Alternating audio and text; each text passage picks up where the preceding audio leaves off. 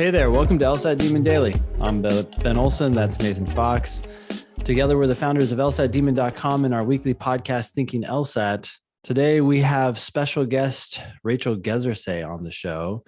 Rachel is a trial attorney who specializes in catastrophic personal injury and wrongful death cases. She's also an adjunct professor at USC and the author of the Law Career Playbook. We were just interviewing you on the Thinking LSAT podcast, and we wanted you to come over here and share your wisdom with our LSAT Demon Daily listeners. Great. So thanks. Let's hear it. Give us your wisdom. What's your number one advice for anyone who's just starting this lovely journey? Or I don't know if lovely is the right word, but this journey. Well, I think my number one piece of advice is, the core tenet of my book and my program is start doing informational interviews with attorneys who are actually practicing, right? And if you know the kind of, if you're one of those special people, right? Because this is not everybody who actually knows exactly what they want to do, right? You know exactly the kind of lawyer you want to be. You want to be a trial attorney, or you want to work in entertainment or whatever it is. Then come up with a list of people doing the kind of work you want to do and reach out to them and meet them and start and look, it's uncomfortable, it's awkward, maybe it's someone that you get so nervous and but those are muscles that you want to start learning how to flex now, right? And even if it's the most awkward, horrific, just cringy situation, one of them, trust me, the next time will get better, right? We all have to go through this. We're all, I do this work and I am such an introvert, right? And so for me, it's so hard to sort of put myself out there and flex these muscles. And I've had to learn how to do it. It's almost like building up a persona. But if you start doing it in these small increments and working on this daily, you will just get so much better at it. And, the benefits are just immense. So let me make some objections and see what you have to say, because I can imagine what people are going to say. All right. Oh, that's a great idea, but I don't have time right now because I'm studying for the LSAT. Right. So, I think time management is a skill, right? And starting small, right? It's not about doing 10 hours of this a day. It's about, if you come up with a list of 10 people, let's do one a day. And when I say do one a day, I mean just write one email, one reach out email. And I have templates in my book of how to do this. You don't even have to come up with the writing. You can just plug in the specifics into the template, send that email out. So do one email a day. If that person responds back, then you have one interview a day, right, that you can do. And you just slowly sort of build a process by doing it this way. And trust me, once this works a couple of times, you're going to want to do more, because it is a little bit addictive. It's a little bit addictive, especially as you're getting into this journey. As you start to meet people, then that person's going to want to introduce you to more people. Right? And you will be more confident and you will find the time. And it's just about setting aside 10, 15, 20 minutes a day to start flexing these muscles and working on it. It's not a huge time commitment. That's awesome. Go ahead, Ben. Oh, I wanted to go back to this thing you had mentioned earlier, talking about how some of these things can be so, cringy or embarrassing or what it is, right? But it's like, if you now see it as something you're going to have so many of these interviews, then yes, you can fail on so many of them. And you're also, anyone who actually does this, right? I'm sure a ton of people are going to listen to this and do absolutely nothing, unfortunately. But for those who actually start doing it, right? You make these mistakes now. No one's going to care. That person's never going to think about you again. They have a million things on their plate they got to get back to. But make these mistakes now so that when you actually go get an interview in law school that matters, you're not just a little bit better. You're astronomically better at this whole process because you've started these conversations with attorneys so many times, right? Yeah. You're the person coming in the room who's confident, and that vibe is going to sell you, right? Like that, hey, I understand how this works. I have some questions for you. You have questions for me. I've made all these mistakes. No, absolutely. It's the years ago. That muscle, right? Yeah. You build this out in yourself, and you realize what your comfort level is. And I get really, really nervous, And, early on, if I get nervous, then I tend to have diarrhea of the mouth, right? And just blah, blah, blah, all this stuff comes out, and in doing more and more interviews and learning how to edit myself and kind of have these conversations and talk about myself, that's a skill and you have to work at it. And by doing it in situations that don't matter as much, you're working that muscle, and it's so beneficial. But I'm just going to wait for OCI. Why don't I just wait for OCI and then the interviews will come to me? Right. So yeah, you can't across the board, and I have heard this. I have students and have had students all over the country. OCI, while great that it exists, oftentimes just doesn't give students what they need to be able to get in front of these firms. It's these OCI interviews are very, very short, right? Sometimes they can be 5 minutes, 10 minutes. It's not allowing you to get your best foot forward with these firms. Maybe you don't even get access to the firms that you want, and then boom, it's over, and you've actually missed that window. But if you set this up beforehand and you're connected with the people who work at these firms and you're self-generating interviews and opportunities, you control that. You control that narrative and you control that time more in a way. OCI, you don't control it all, right? So just waiting for that, it's very, very risky. What if someone said, but I don't know anybody who does the kind of work that I want to do? Oh, right. People say that all the time. Most people don't, right? Most people don't know.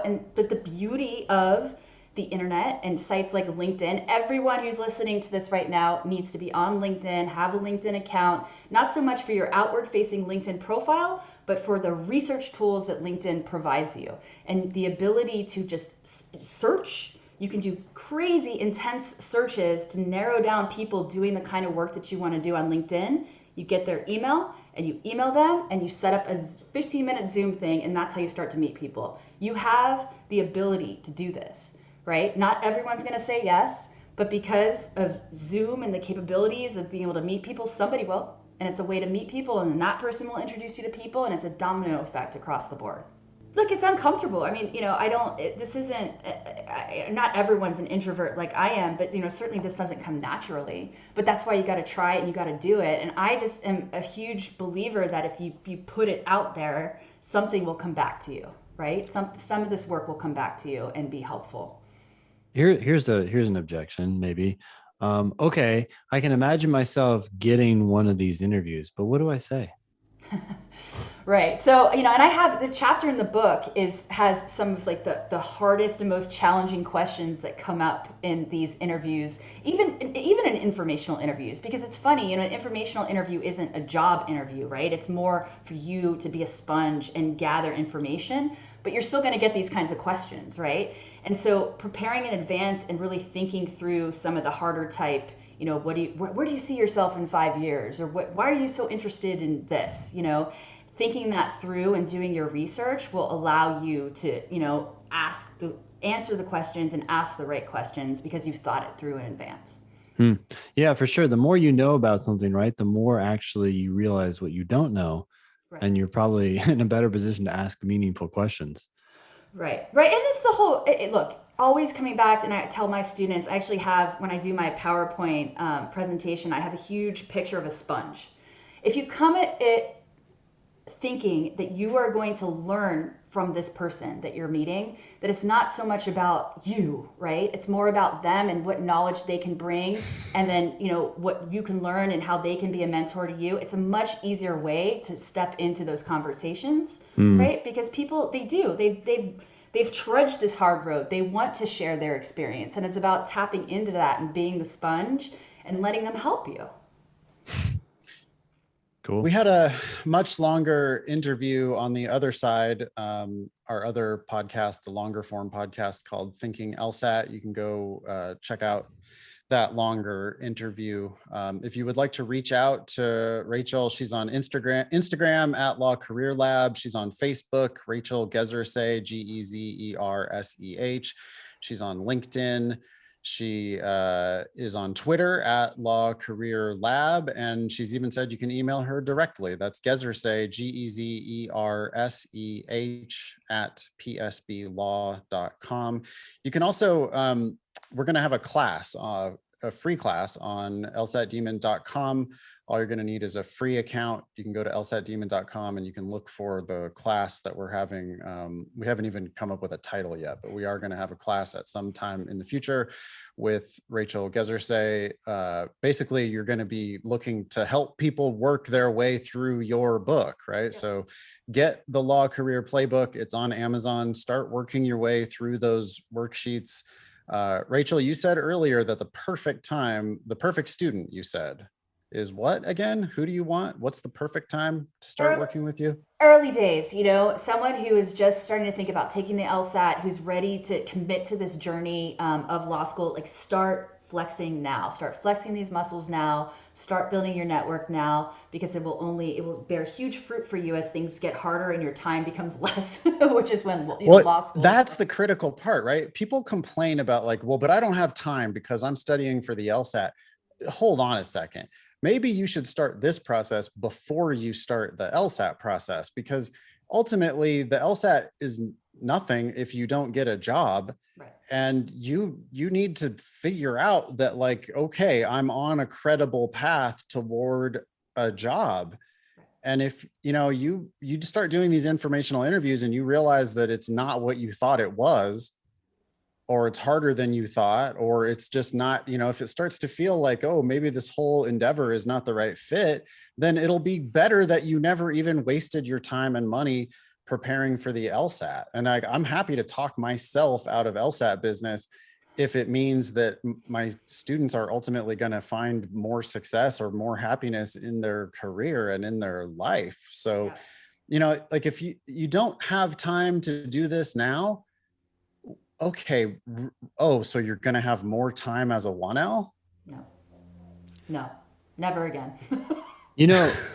We're always telling people things out of their life to focus on the LSAT, because the LSAT is the thing that's going to do the most to help them go to law school and go for free, right? But I think what I'm hearing right now from Nathan and from you, and I have to agree with this, is that you do these informational interviews. You don't do a ton of them. You just start doing a little bit every day. They're going to do one or two things for you. They're going to push you away from this industry. You're going to say, oh my God, I don't want anything to do with these kinds of people. I thought I did, but I don't. And then you're going to save all yourself that time and money. Or they're going to provide you the fire, right? The motivation to really turn up your LSAT score. Because you're like, oh, wow, I do want to do what this person is doing. And they had to go to a good law school. And now I can see the path, and I can see how the LSAT plays a role in that. And so, yeah, I couldn't agree more.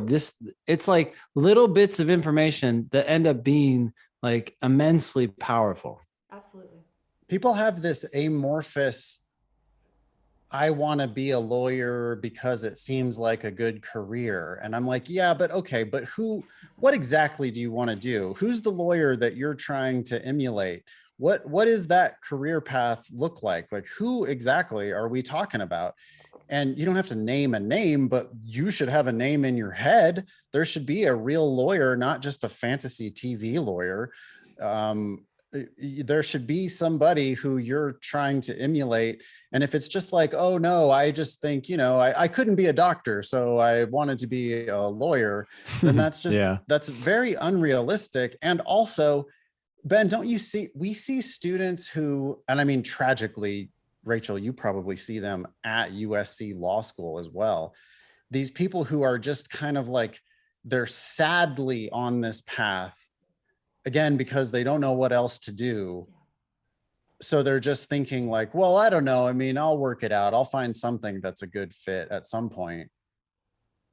Mm-hmm. And they don't have that, Ben said, fire. Right. They're not inspired by anybody who has this actual job. They're just kind of like one foot in front of the other, just kind of slowly trudging along. What a miserable existence. And you could avoid that completely. Well, right. And that's what I talked about this before. It's that there are so many miserable lawyers, and life is too short. It's too short for that, because then on the flip side, when you have a happy lawyer who's fully fulfilled and doing everything that, just utilizing their entire skill set towards their daily work, it's a game changer. It's just the best thing. And I sit here today as that person. I am so happy, and it took me a long time. So don't, a lot of the work that I do with the book and with trying to mentor people is to sort of save people from the mistakes I made, which is toiling too long in a job that wasn't a good fit. Awesome. Thanks so much Yeah. for coming on the show. It's your first Demon Daily appearance. I don't think it will be your last. Ben, you want to wrap it up? Yeah. Email daily@lsatdemon.com if you'd like to ask us a question or share some LSAT or law school admissions news. Thanks for listening.